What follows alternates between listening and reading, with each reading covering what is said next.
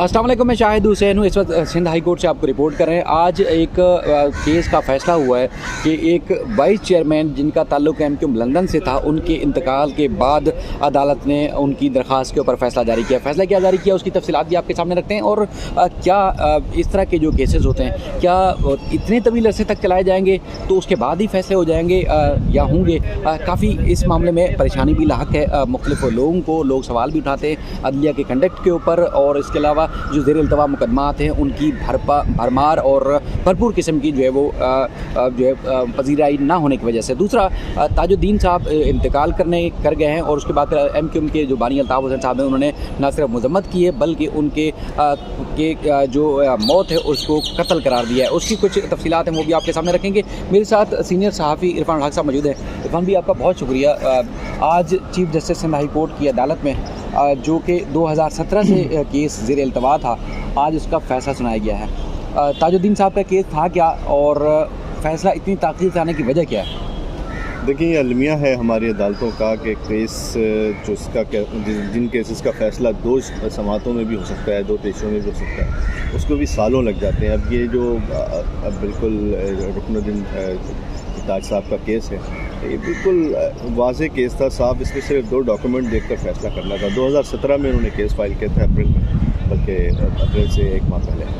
2016 में इनके ख़िलाफ़ तहरीक अदम एतमाद आई थी। एमक्यूएम की जानिब से डिस्ट्रिक्ट वाइस चेयरमैन इनको बनाया गया था। कुरंगी का एमक्यूएम के बहुत मुतहरिक रहनुमाओं में से शुमार किए जाते थे।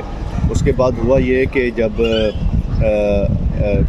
एमक्यूएम 2 हिस्से में तकसीम हो गई, यानी एक लंदन एमक्यूएम बन गई और एक पाकिस्तान एमक्यूएम बन गई, और जो कुछ भी हुआ वो एक लंबा एपिसोड है। मगर जब एमक्यूएम लंदन वजूद में आई है तो बहुत सारे लोग दरपर्दा उसकी हिमायत कर रहे थे, बहुत सारे लोग खुलकर हिमायत कर रहे थे। तो रुकनुद्दीन ताज उन लोगों में से हैं जिन्होंने एमक्यूएम लंदन के मौक़िफ़ की हिमायत की थी और एमक्यूएम लंदन के हक़ में कुछ बातें की थी, जो ज़ाहिर है कि एमक्यूएम पाकिस्तान की क़यादत के लिए बहुत परेशानी का बाइस था।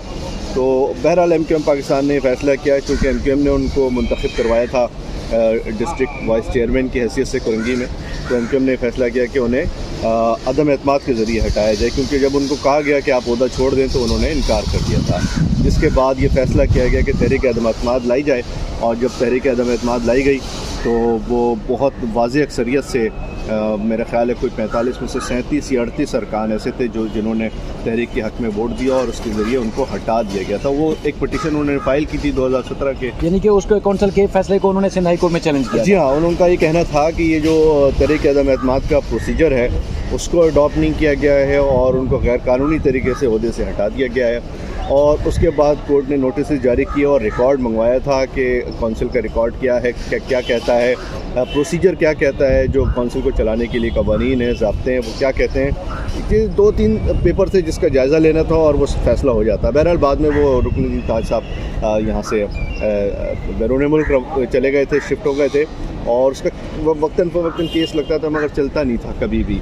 आज भी ये केस लगा तो chief justice Sindh high court की अदालत में एक केस मौजूद था, तो एडिशनल एडवोकेट जनरल की जानिब से बताया गया कि चूँकि इसका जो प्रोसीजर था वो सारा रिकॉर्ड पेश किया जा चुका है, और इसके अलावा जो 2016 का ये वाक़या है और वो जो कौंसिल थी वो ख़त्म हो चुकी है, गैर मौसर हो चुकी है, यानी कि वो कौंसिल का वजूद ही नहीं रहा, मुद्दत ख़त्म हो गई, उसका वजूद ही नहीं रहा। तो अब वो आपकी जो ये दरख्वास्त है रुकनुद्दीन ताज साहब की, ये गैर मौसर हो गई, इसलिए इसे ख़त्म कर दिया जाए, निपटा दिया जाए। अदालत ने गैर मौसर होने पर दरख्वास्त को खारिज कर दिया, मुस्तरद कर दिया।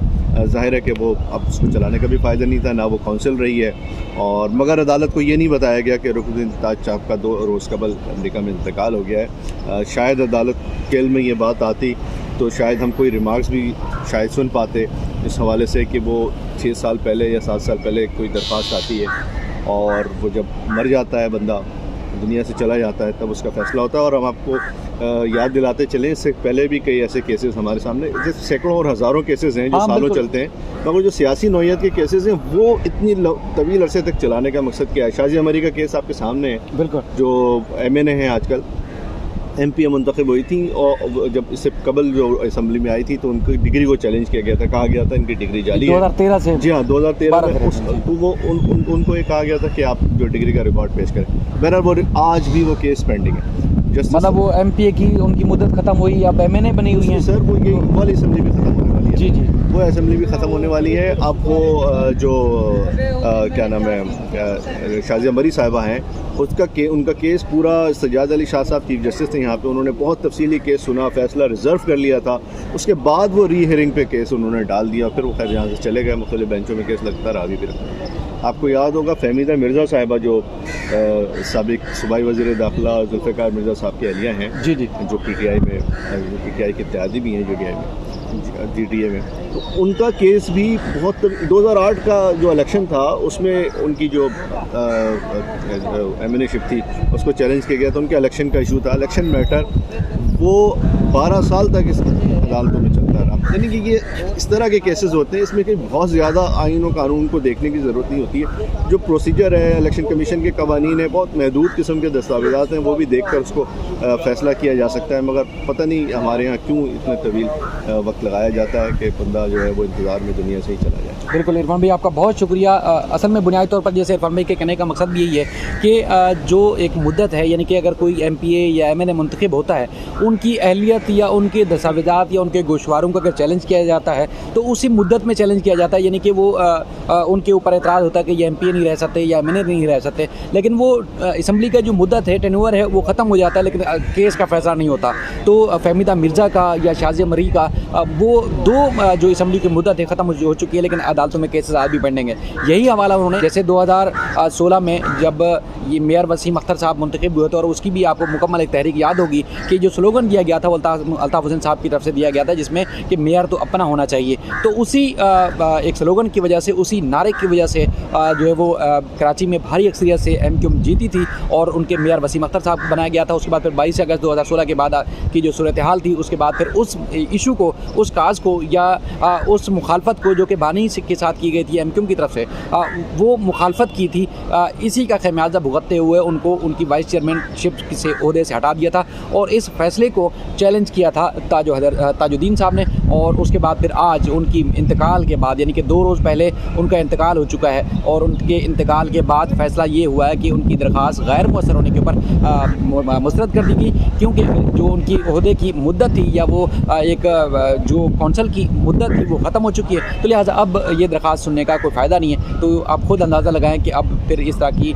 चीज़ों में किस तरह या लोग सवाल उठाते हैं, तो क्या वो वाकई वैलिड सवाल है या नहीं है कि मुद्दत ख़त्म हो गई और अब तक केस का जो केसेस पेंडिंग है। अच्छा, दूसरी तरफ जो है एक गमनाक सूरत हाल है इनके इंतकाल के ऊपर। तो अल्ताफ़ हुसैन साहब ने भी और दीगर जो MQ लंदन से वाबस्ता जो अरकान हैं, रहनुमा हैं, सोशल मीडिया के ऊपर भरपूर गम गुस्से का इजहार कर रहे हैं। और अल्ताफ़ हुसैन साहब ने ख़ास तौर पर ख़ुद जैसे दीगर कुछ अमवात हुई हैं पाकिस्तान में, तो उन्होंने इस तरह जोड़ा है, उन्होंने कहा है कि इनको ये ख़ुद एक तिबई मौत नहीं थी, बल्कि उन्होंने इसको कत्ल करार दिया है, मौत को। तो अब उन्होंने मुतालबा भी किया है कि इस मामले की तहकीकात होनी चाहिए और उनको उन्होंने शहीद करार दिया है कि वो शहीद हैं। तो बहरहाल इस मामले में मज़ीद भी जो भी अपडेट्स होंगी आपके सामने रखते रहेंगे। अपना ख्याल रखिएगा। अल्लाह हाफ़िज़।